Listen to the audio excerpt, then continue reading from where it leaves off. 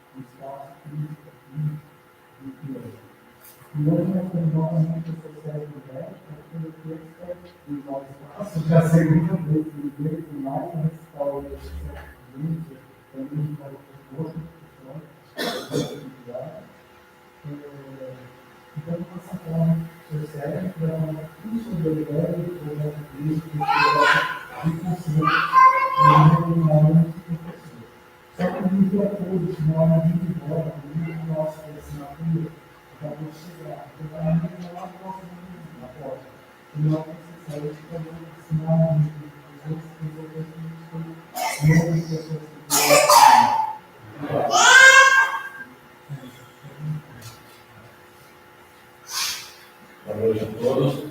Obrigado pela presença.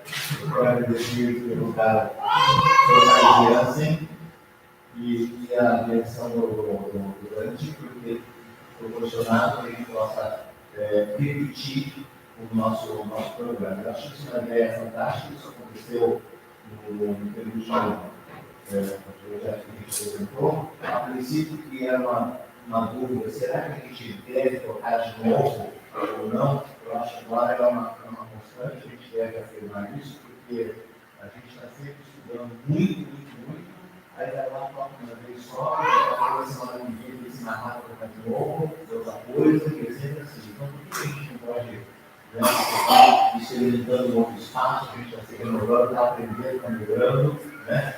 Então, nesse aspecto, eu quero agradecer muito ao espaço, aos organizadores daqui, né?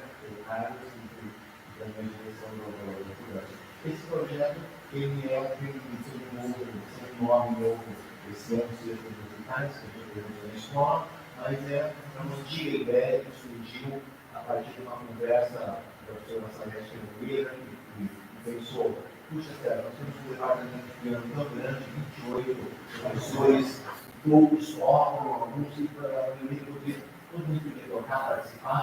Então a gente teve a ideia de reunir todo mundo para fazer os estudos de Chopin, porque todo mundo em alguma época da vida estudou os estudos de Chopin, né? Apesar de ser um trabalho hercúleo, sempre difícil, mas ele tem que estudar a sua formação. Então, a gente começou repetindo, vamos fazer os estudos, mas cada pessoa só colocaria um.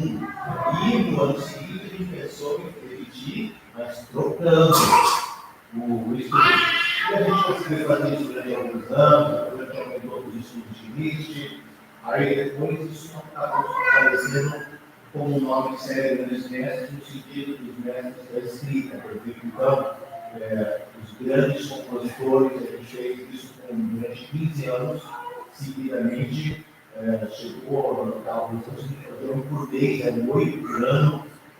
Claro, depois isso foi diminuindo um pouco, porque a adesão dos colegas foi diminuindo, também dos colegas foram se aposentando, e a gente não teve um grupo fiel, que era desses nossos colegas amigos.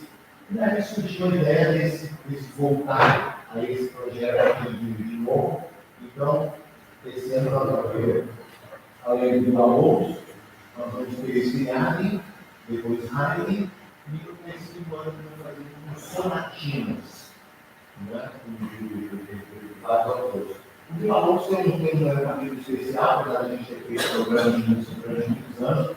A gente lutou muito na Vila-Lobos, mas acho que chegou a hora, a comemoração da semana 22. Vila-Lobos é o maior compositor reconhecido no Brasil, pela popularidade dele, muitos arranjos, muito conhecimento, vários jeitos, todo mundo conhece Vila-Lobos também lá fora. Então, isso tem um caminho de valor, é uma coisa assim, sabe, sem derivação, né? Porque quando você ouve, os brasileiros fizeram marcas brasileiras, né? Valsas, Urbana, música caipira, música, mas o Vila-Lobos foi precursor e com muita inteligência. Então, a gente não pode negar isso. Um talento, uma pessoa que se engana, se conhece, tipo papo, né? Uma toa que escreveu lá dentro, que é tipo papo, lá eu vou falar, esquenta comigo aí, eu quero sorteio, ela sempre fazendo brincadeira na música. Então a gente conseguiu reunir, eu acho, uma boa amostra dessa vontade musical, de mostrar o Brasil, em dois instrumentos. Apesar de eu também era um serviço, mas a gente conseguiu reunir lá dos pianistas e também o violão, que também a comissão com o soprano. Então, eu acho uma boa amostra daquilo que ele fez. E, como disse o Carlos, nós vamos repetir o autor no dia 7 de junho aqui, também no mesmo horário que é uma terça, mas na próxima sexta tem o segundo programa também na escola, com a professora, inclusive com o currículo, essa mais ciência que fez do Publichão. Então, agradeço de novo a presença de vocês, principalmente dos meus colegas e amigos que vieram tocar. Obrigado.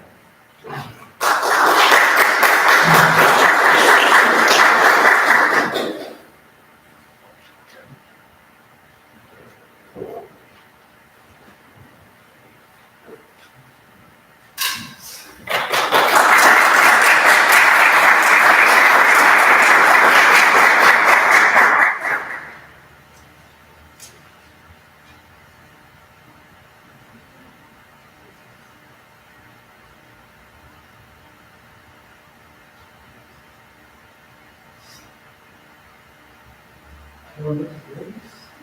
Prazer. Fazer parte dessa série, vai ver isso que você quer ver. Isso que você vai ver isso aqui. Essa organização conjunta, né? Que chega com esse de novo. E eu vou colocar uma obra do começo da carreira do Vila-Lobos, ela não envolve muito essa estrutura brasileira. Ele escreveu em 1908, 1912. E ele começou a escrever esse tipo de só 25 anos, na casa dele, logo dele. E no suíte, num agrupamento de danças, que eram culturais na época, né? ele aplicou como choros. Então, ele recebeu mais choro, quatro choros, volta choros, volta choros e chorinho.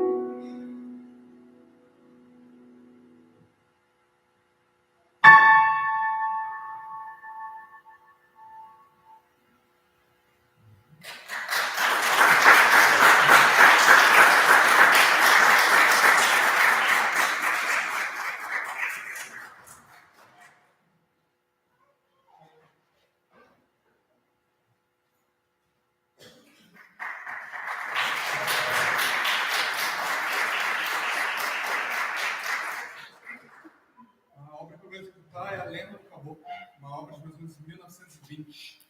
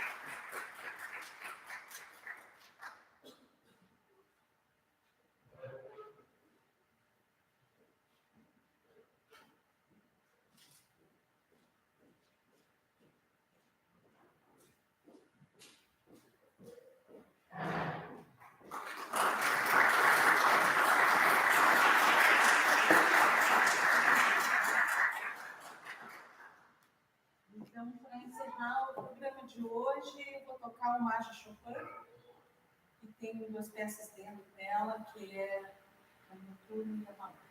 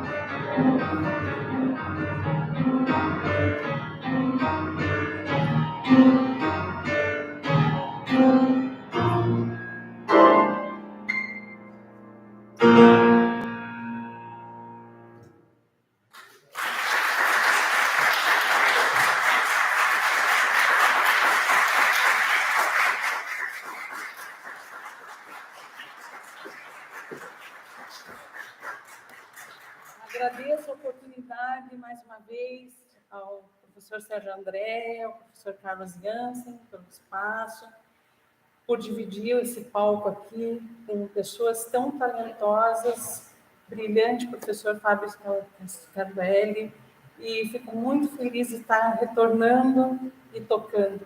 Eu amo tocar. Obrigada pelo convite.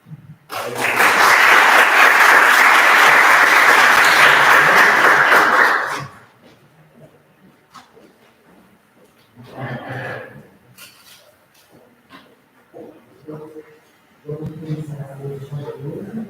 Dia 7 de junho, nós temos uma outra etapa, que é outra festa, pedir para ele, que é a mais importante que eu hoje, então, a gente sabe, é sempre interessante que a gente faça propaganda, a gente vai encher o espaço aqui, né? Cada esse é 2 meses, eu acho que a gente consegue. Obrigado por todos, o espaço é sempre aberto para quem quiser, precisar fazer esse espaço. Então,